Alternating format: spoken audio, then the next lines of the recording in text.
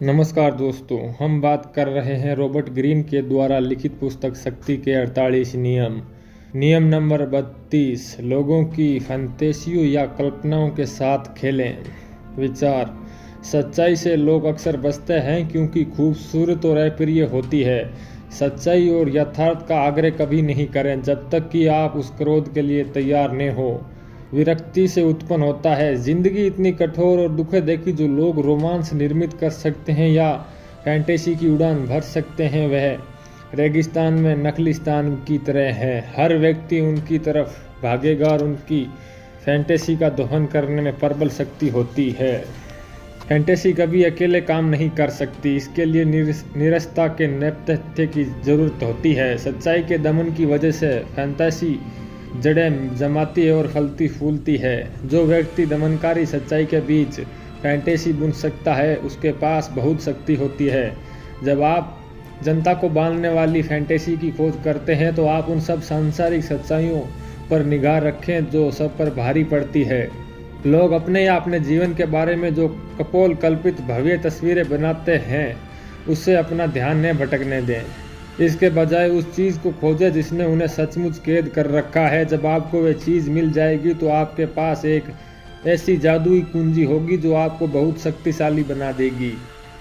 हालांकि लोग और समय बदलते रहते हैं, लेकिन हम स्थायी दमनकारी सच्चाइयों की जांच करते हैं। हम यह भी देखेंगे कि वे शक्ति हासिल करने के अवसर कैसे प्रदान करती है। वास्तविकता, परिवर्तन धीमा और कर्मिक होता है। इसके लिए कड़ी मेहनत, थोड़ी सी किस्मत, बहुत ज़्यादा त्याग और बहुत से धैर्य की जरूरत होती है।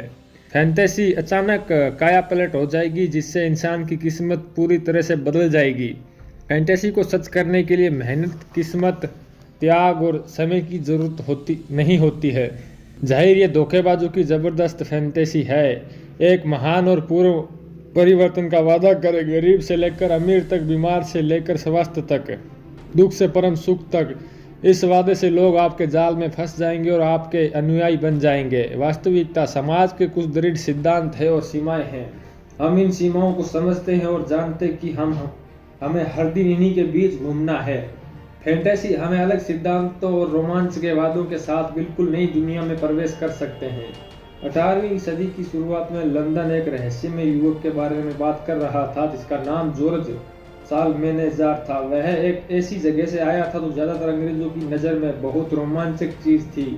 वह फॉर्मोस, अब ताइवान के टापू से आया था जो चीन के समुद्र तट के समीप था। ऑक्सफोर्ड यूनिवर्सिटी ने सालमेनेज़र को उस टापू की भाषा सिखाने के लिए अपने यहाँ रखा था। कुछ साल बाद उसने एक पुस्तक लिखी जो तत्काल बेस्ट सेलर बन गई। ये पुस्तक फॉर्मोसा के इतिहास और भूगोल के बारे में थी। अंग्रेज सामंतों ने उस युवक को दावतों में आमंत्रित किया और जहां भी वह गया उसने अपने मेजबानों को अपने टापू के बारे में दिलचस्प कहानियां सुनाई। बहरहाल सालमेनेज़र की मौत के बाद उसकी वसीयत में यह रहस्य खुला कि वह तो दरअसल एक फ्रांसीसी था जिसके पास प्रबल कल्पना शक्ति थी। उसने फॉर्मोसा के बारे में जो कुछ भी कहा था वह सब मनगढ़ंत था। उसने एक विस्तृत कहानी पढ़ी थी जिससे अंग्रेज जनता की रहस्यमय और रोमांच सामग्री की भूख संतुष्ट हुई। ब्रिटिश संस्कृति के लोगों के खतरनाक सपनों पर कठोर नियंत्रण से उसे उनकी फैंटेसी का दोहन करने का आदर्श अवसर मिला। वास्तविकता, मुर्दा लोगों को जिंदा नहीं किया जा सकता, अतीत को बदला नहीं जा सकता। फैंटेसी इस अहसनीय तथ्य को अचानक उल्ट देना। वर्मियर की कला की सुंदरता और महत्व के बारे में सब जानते हैं, लेकिन उनकी पेंटिंग्स की संख्या बहुत कम है और उन्हें दुर्लभ माना जाता है। बहरहाल 1930 के दशक में वर्मियर की कई पेंटिंग्स कला बाजार में नजर आने लगी। उनकी सच्चाई की जांच करने के लिए विशेषज्ञों को बुलाया गया जिन्होंने उन्हें असली घोषित कर दिया। यह लेजर्स को दोबारा जिंदा करने की तरह था। एक अजीब तरीके से वर्मियर को दोबारा जिंदा कर दिया गया, अतीत बदल दिया गया था। बाद में सच्चाई सामने आई कि वर्मियर की नई पेंटिंग्स दरअसल एक अधेड़ डच जालसाज ने बनाई थी जिसका नाम हैंस वान मिगेरन था और उसने अपनी धोखाधड़ी के लिए वर्मियर को इसीलिए चुना क्योंकि वह फैंटेसी को समझता था। पेंटिंग्स इसलिए असली दिखेगी क्योंकि जनता और विशेषज्ञ दिल से उन्हें मानना चाहते थे।